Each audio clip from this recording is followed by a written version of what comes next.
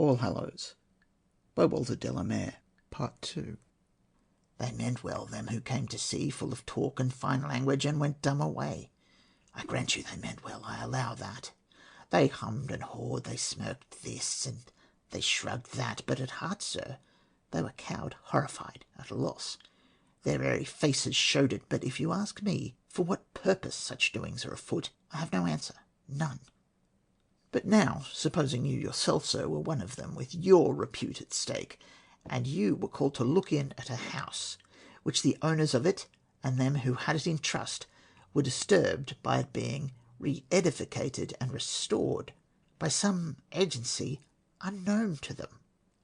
Supposing that, why, and he rapped with his knuckles on the table, being human and not one of us, mightn't you be going away too, with your mouth shut, because you didn't want to get talked about to your disadvantage, and wouldn't you at last dismiss the whole thing as a foolish delusion, in the belief that living in out-of-the-way parts like these cuts a man off from the world, breeds maggots in the mind?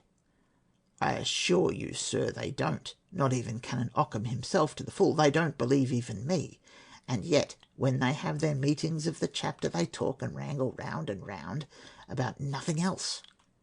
I can hear the other without a murmur. What God sends, I say, we humans deserve.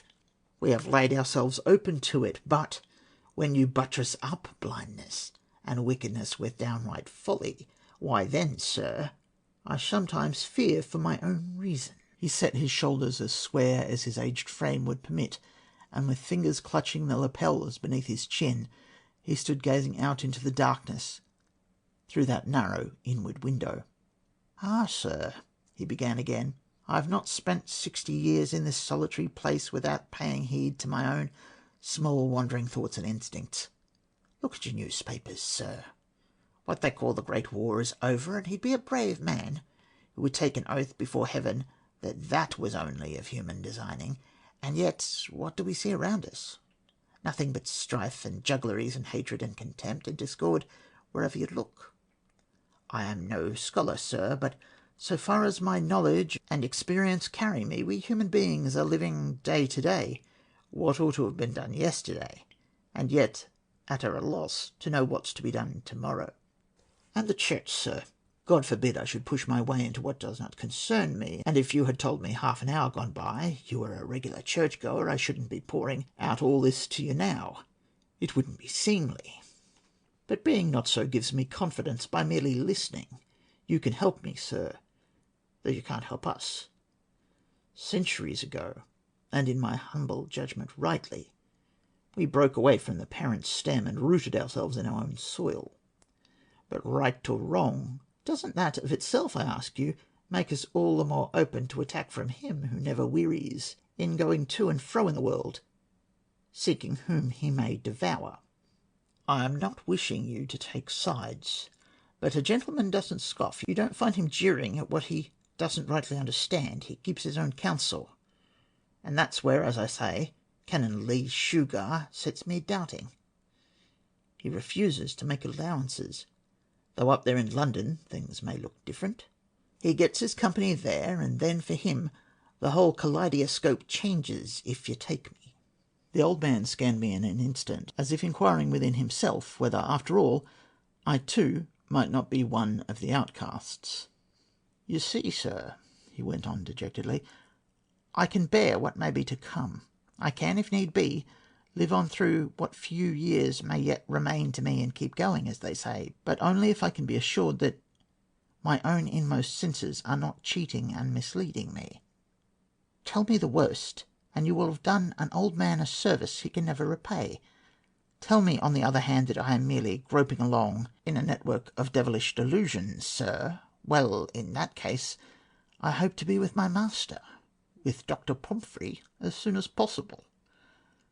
We were all children once, and now there's nothing worse in this world for him to come into, in a manner of speaking. Oh, sir, I sometimes wonder if what we call childhood and growing up isn't a copy of the fate of our ancient forefathers. In the beginning of time there were fallen angels, we are told, but even if it weren't there in Holy Writ, we might have learnt it of our own fears and misgivings. I sometimes find myself looking at a young child, with a short piece of ore, sir, knowing that within its mind is a scene of peace and paradise, of which we older folk have no notion, and which will fade away out of it, as life wears in, like the mere tabernacling of a dream." There was no trace of unction in his speech, though the phraseology might suggest it, and he smiled at me as if in reassurance. "You see, sir, if I have any true notion of the matter, then I say Heaven is dealing very gently with Dr. Pomfrey. He has gone back, and I take it his soul is elsewhere and at rest." He had come a pace or two nearer, and the candlelight now cast grotesque shadows in the hollows of his brows and cheekbones, silvering his long scanty hair. His eyes, dimming with age, were fixed on mine, as if in incommunicable entreaty. I was at a loss to answer to him. He dropped his hands to his sides. "The fact is," he looked cautiously about him, "what I am now being so bold as to suggest, though it's a familiar enough experience to me, may put you in actual physical danger. But then duty's duty, and a deed of kindness from a stranger to a stranger, quite another matter. You seem to have come, if I may say so, in the nick of time. That was all. On the other hand, we can leave the building at once, if you are so minded. In any case, we must be gone well before the dark sets in. Even mere human beings are best not disturbed at any night work they may be after. The dark brings recklessness. Conscience cannot see as clear in the dark. Besides, I once delayed too long myself. There is not much of day left even now, though I see by the almanac there should be a slip of moon tonight, unless the sky is overclouded. All that I'm meaning is that our all-in-all, so to speak, is the calm, untrammelled evidence of the outer senses, sir, and there comes a time when, well, one hesitates to trust one's own. I have read somewhere that it is only its setting, the shape, the line, the fold, the angle of the lid, and so on, that gives its finer shades of meaning and significance to the human eye. Looking into his, even in that narrow and melancholy illumination, was like pondering over a grey, salt, desolate pool, such as sometimes neighbours the sea on a flat and dangerous coast. Perhaps if I had been a little less credulous or less exhausted, I should by now have begun to doubt this old creature's sanity, and yet, surely, at even the faintest contact with the insane, a sentinel in the mind sends up flares and warnings. The very landscape changes. There is a sense of insecurity. If, too, the characters inscribed by age and experience on a man's face can be evidence of goodness and simplicity, then my companion was safe enough. To trust in his sagacity was another matter. But then there was all Hallows itself to take into account. That first glimpse from my green headland of its lowering yet lovely walls had been strangely moving. There are buildings, almost as though they were once copies of originals, now half forgotten in the human mind, that have a singular influence on the imagination. Even now in this remote candle-lit room, immured between its massive stones, the vast edifice seemed to be gently and furtively fretting its impression on my mind. I glanced again at the old man. He had turned aside, as if to leave me unbiased to my own decision. How would a lifetime spent between these sombre walls have affected me, I wondered. Surely it would be an act of mere decency to indulge their worn-out hermit. He had appealed to me. If I were 10 times more reluctant to follow him, I could hardly refuse, not at any rate without risking a retreat as humiliating as that of the architectural experts he had referred to, with my tail between my legs. I only wish I could hope to be of any real help. He turned about, his expression changed, as if at the coming of a light. Why then, sir, let us be gone at once. You are with me, sir. That was all I hoped and asked. Now there's no time to waste. He tilted his head to listen a moment, with that large, flat, shell-like ear of his which age alone seems to produce. Matches and candles, sir? He had lowered his voice to a whisper. But though we mustn't lose each other, you and me, I mean, not, I think, a naked light. What I would suggest, if you have no objection, is your kindly grasping my gown. There is a kind of streamer here, you see, as if made for the purpose. There will be a good deal of up and downing, but I know the building blindfold, and, as you might say, inch by inch. And now that the bell-ringers have given up ringing, it is more in my charge than ever. He stood back and looked at me with folded hands, a whimsical, childlike smile on his aged face. "I sometimes think to myself I'm like the sentry, sir, in that play of William Shakespeare's. I saw it, sir, years ago, on my only visit to London when I was a boy. If ever there was a villain, for all his fine talk and all, commend me to that ghost. I see him yet." Whisper though it was, a sort of chirrup had come into his voice, like that of a cricket in a baker's shop. I took tight hold of the velveted tag of his gown. He opened the door, pressed the box of safety matches into my hand, himself grasped the candlestick, and then blew out the light. We were instantly marooned in an impenetrable darkness. "Now, sir, if you would kindly remove your walking shoes," he muttered close to my ear, "we should proceed with less noise. I shan't hurry you, and please to tug at the streamer if you need attention. In a few minutes the blackness will be less intense."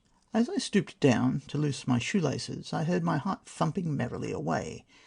It had been listening to our conversation, apparently. I slung my shoes round my neck, as I had often done as a boy when going paddling, and we set out on our expedition. I have endured too often the nightmare of being lost and abandoned in the stony bowels of some strange and prodigious building to take such an adventure lightly. I clung, I confess, desperately tightly to my lifeline, and we groped steadily onward, my guide ever and again turning back to mutter warning or encouragement in my ear. Now I found myself steadily ascending, and then in a while feeling my way down flights of hollowly worn stone steps, and anon brushing along a gallery, or corkscrewing up a newel staircase so narrow that my shoulders all but touched the walls on either side.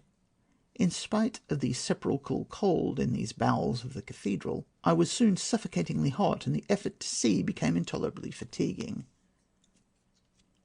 Once, to recover our breath, we paused opposite a slit in the thickness of the masonry, at which to breathe the tepid sweetness of the outer air. It was faint with the scent of wildflowers and cool of the sea. And presently after, at a barred window high overhead, I caught a glimpse of the night's first stars. We then turned inward once more, ascending yet another spiral staircase, and now the intense darkness thinned a little, the groined roof above us becoming faintly discernible. A fresher air softly fanned my cheek, and then trembling fingers groped over my breast, and cold and bony clutched my own.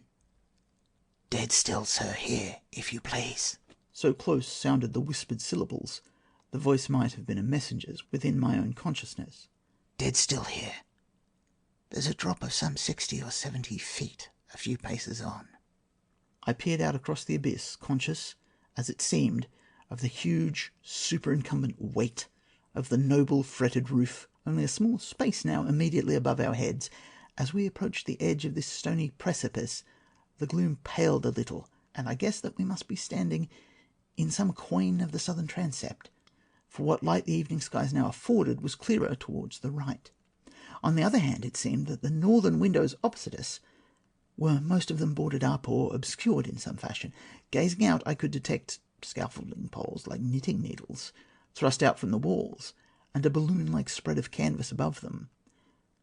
For the moment my ear was haunted by what appeared to be the droning of an immense insect, but this presently ceased. I fancy it was internal only. "You will understand, sir," breathed the old man close beside me, and we stood grotesquely enough, hand in hand. "The scaffolding over there has been in position a good many months now. It was put up when the last gentleman came down from London to inspect the fabric, and there it's been ever since.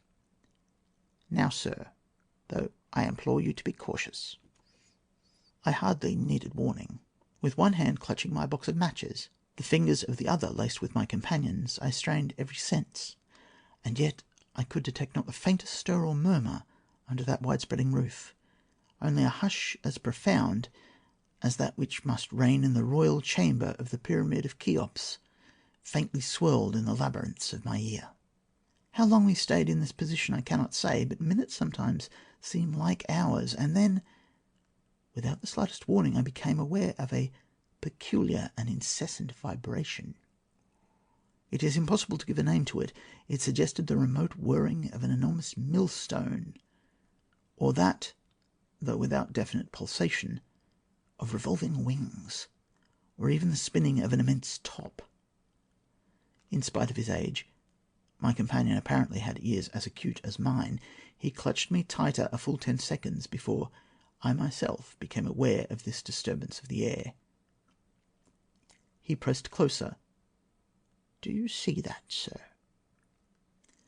I gazed and gazed and saw nothing. Indeed, even in what I had seemed to hear, I might have been deceived. Nothing is more treacherous in certain circumstances, except possibly the eye, than the ear. It magnifies, distorts, and may even invent. As instantaneously as I had become aware of it, the murmur had ceased, and then, though I cannot be certain, it seemed the dingy and voluminous spread of canvas over there had perceptibly trembled, as if a huge cautious hand had been thrust out to draw it aside.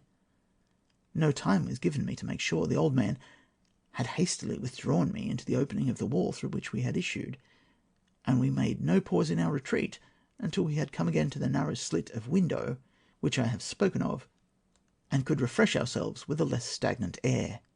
We stood here resting a while. "Well, sir?" he inquired at last, in the same flat, muffled tones. "Do you ever pass along here alone?"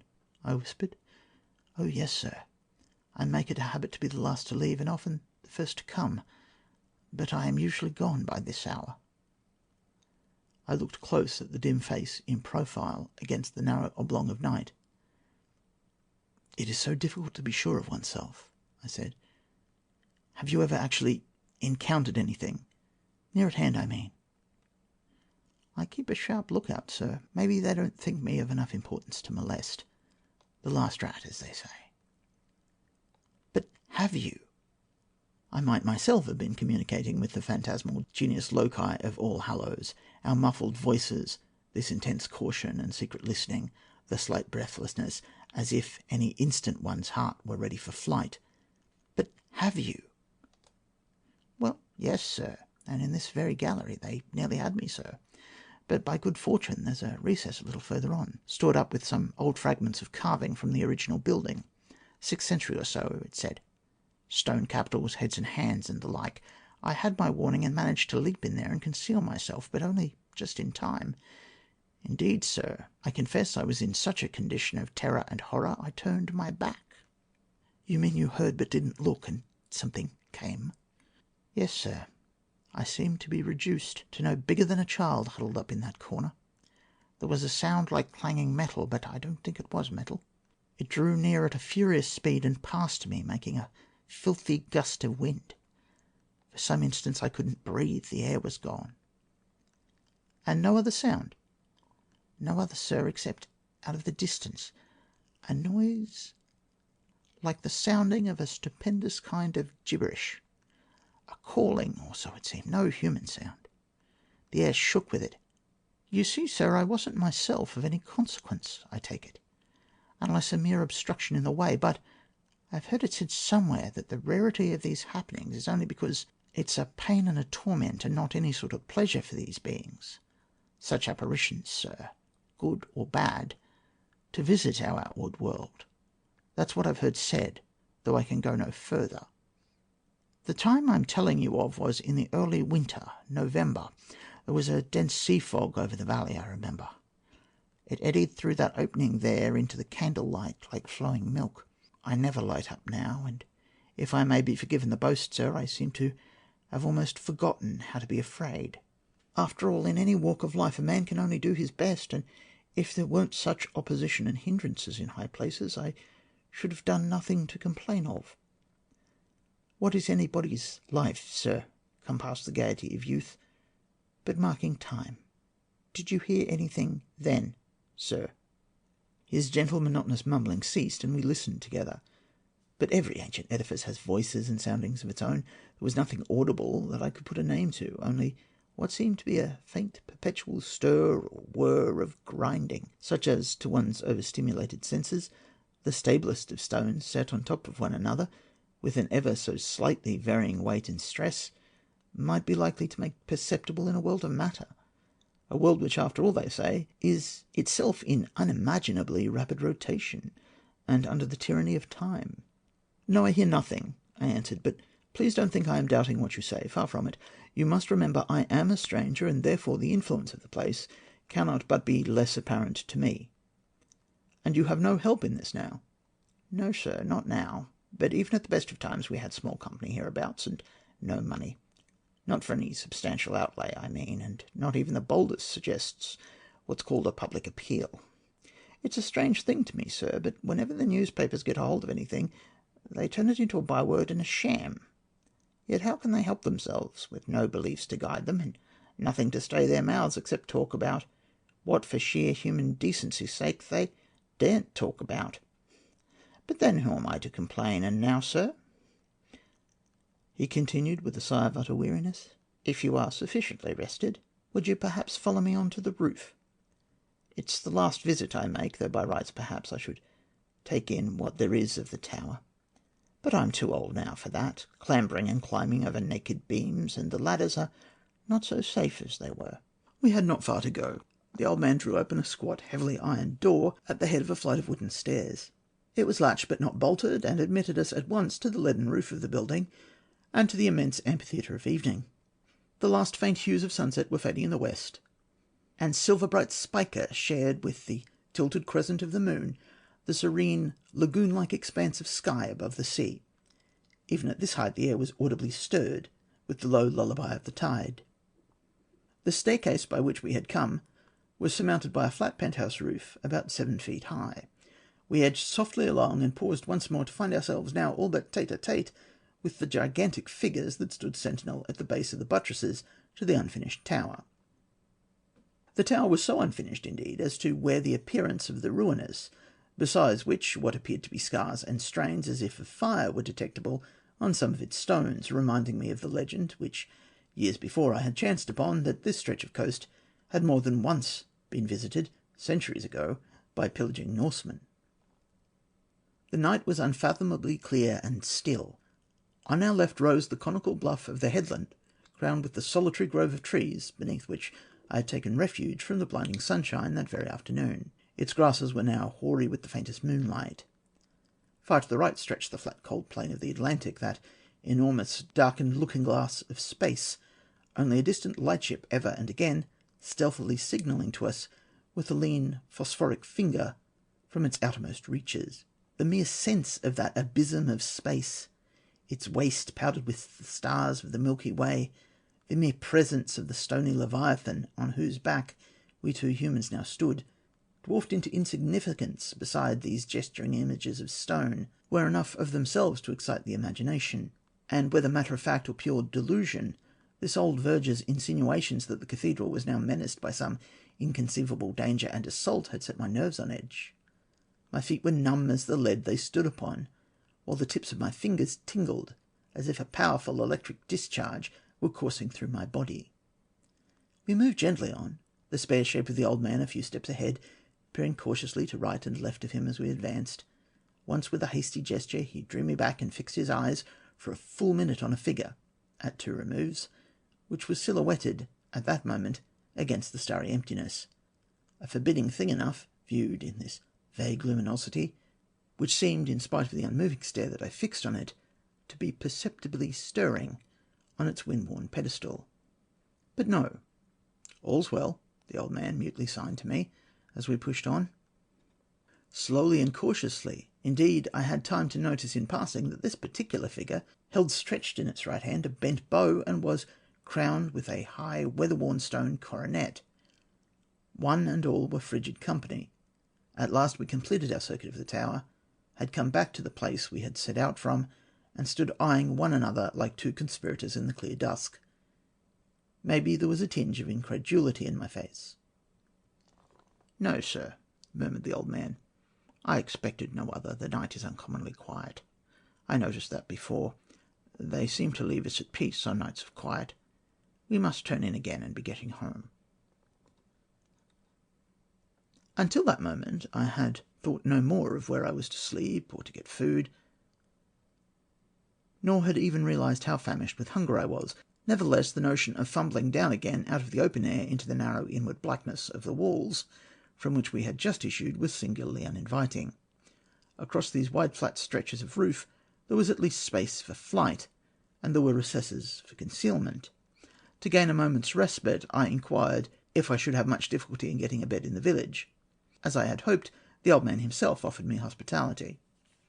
I thanked him, but still hesitated to follow, for at that moment I was trying to discover what peculiar effect of dusk and darkness, a moment before, had deceived me into the belief that some small animal, a dog, a spaniel, I should have guessed, had suddenly and surreptitiously taken cover behind the stone buttress near by.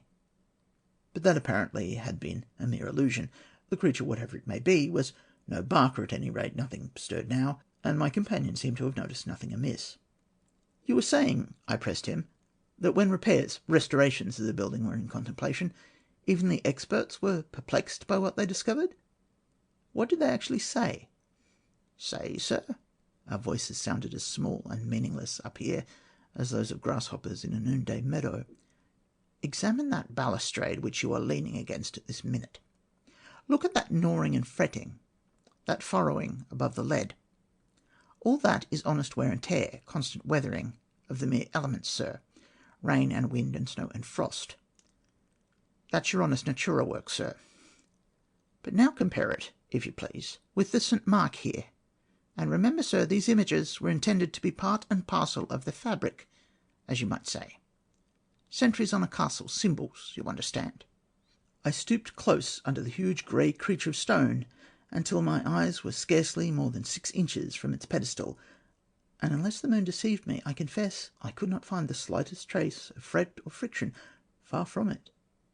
The stone had been grotesquely decorated in low relief with a gaping crocodile, a 2-headed crocodile, and the angles, nubs, and undulations of the creature were cut as sharp as with a knife in cheese. I drew back. "Now cast your glance upwards, sir. Is that what you would call a saintly shape and gesture?" What I took to represent an eagle was perched on the image's lifted wrist, but lowering and vulture-like. The head of the figure was poised at an angle of defiance, the ears unnaturally high up on the skull, the lean right forearm extended with pointing forefinger as if in derision. Its stony gaze was fixed upon the stars. Its whole aspect was undeniably sinister and intimidating. The faintest puff of milk-warm air from over the sea stirred my cheek. I drew aside. "Aye, sir, and so with one or two of the rest of them," the old man commented as he watched me. "There are other wills than the Almighty's." At this the pent-up excitement within me broke bounds. This nebulous, insinuatory talk, I all but lost my temper. "I can't, for the life of me, understand what you are saying," I exclaimed in a voice that astonished me with its shrill volume of sound in that intense, lofty quiet. "One doesn't repair in order to destroy." The old man met me without flinching. "No, sir, you say so. And why not? Are there not 2 kinds of change in this world, a building up and a breaking down? To give strength and endurance for evil or misguided purposes, would that be time wasted if such was your aim? Why, sir, isn't that even true of the human mind and heart? We here are on the outskirts, I grant, but where would you expect the activity to show itself, unless in the outer defences? An institution may be beyond dying, sir. It may be being restored for a worse destruction, and 100 trumpeting voices would make no difference when the faith and life within is tottering to its fall." Somehow this muddle of metaphors reassured me. Obviously the old man's wits had worn a little thin. He was the victim of an intelligible but monstrous hallucination. "And yet you are taking it for granted," I expostulated, "that if what you say is true, a stranger could be of the slightest help. A visitor, mind you, who hasn't been inside the doors of a church except in search of what is old and gone for years." The old man lay a trembling hand upon my sleeve, the folly of it with my shoes hanging like ludicrous millstones round my neck. "If you please, sir," he pleaded, "have a little patience with me. I'm preaching at nobody. I'm not even hinting that them outside the fold, circumstantially speaking, aren't of the flock. All in good time, sir. the Almighty's time. Maybe, with all due respect, it's from them within we have the most to fear. And indeed, sir, believe an old man, I could never express the gratitude I feel. You have given me the occasion to unbosom myself, to make a clean breast, as they say. All Hallows is my earthly home, and, well, let us say no more. You couldn't help me, except only by your presence here. God alone knows who can."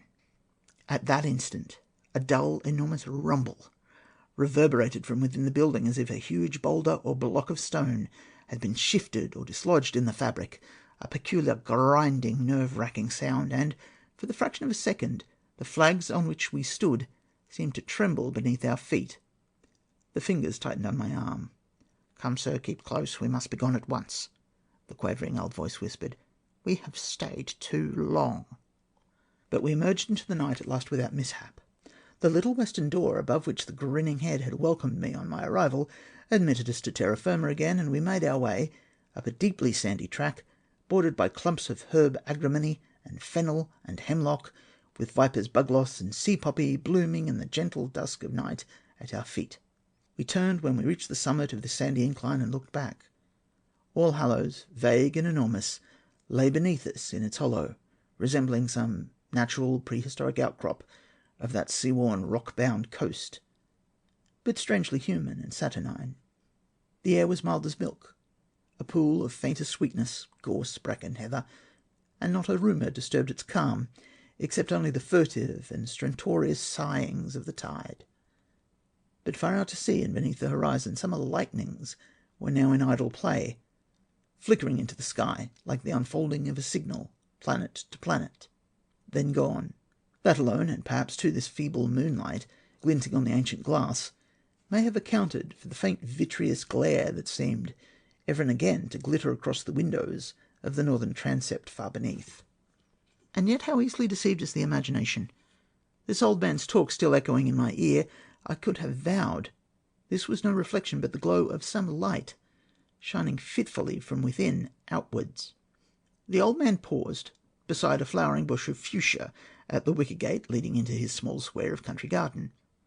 "You'll forgive me, sir, for mentioning it, but I make it a rule as far as possible to leave all my troubles and misgivings outside when I come home. My daughter is a widow and not long in that sad condition, so I keep as happy a face as I can on things, and yet, well, sir, sometimes I wonder if a personal sacrifice isn't incumbent on them that have their object most at heart. I'd go out myself very willingly, sir, I can assure you, if there was any certainty in my mind it would serve the cause. It would be little to me if—" He made no attempt to complete the sentence. On my way to bed that night, the old man led me on tiptoe to show me his grandson. His daughter watched me intently as I stooped over the child's cot, with that bird-like solicitude which all mothers show in the presence of a stranger. Her small son was of that fairness which almost suggests the unreal. He had flung back his bedclothes as if innocence in this world needed no covering or defence, and lay at ease, the dews of sleep on lip, cheek, and forehead. He was breathing so quietly that not the least movement of shoulder or narrow breast was perceptible. "The lovely thing," I muttered, staring at him. "Where is he now, I wonder?" His mother lifted her face and smiled at me with a drowsy, ecstatic happiness, then sighed. And from out of the distance there came the first prolonged whisper of a wind from over the sea. It was 11 by my watch. The storm, after the long heat of the day, seemed to be drifting inland. But All Hallows, apparently, had forgotten to wind its clock.